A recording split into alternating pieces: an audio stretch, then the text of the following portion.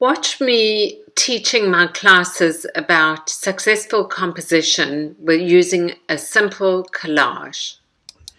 These are some tips for just compositional continuity when you're working with collage.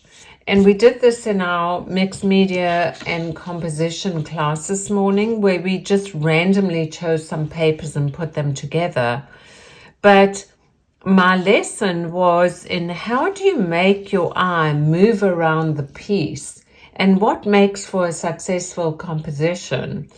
And so what I spoke about was definitely this variety of tone, darks, mediums, and lights, and then placing them in a way that allows your eye to move around, but isn't boring.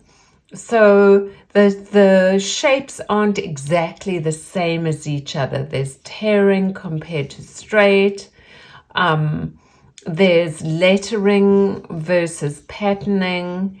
And so these are like the many explanations I give on how to create compositions that feel just right in your work when you're feeling like, it's not working. These are the tips that I give in all my classes.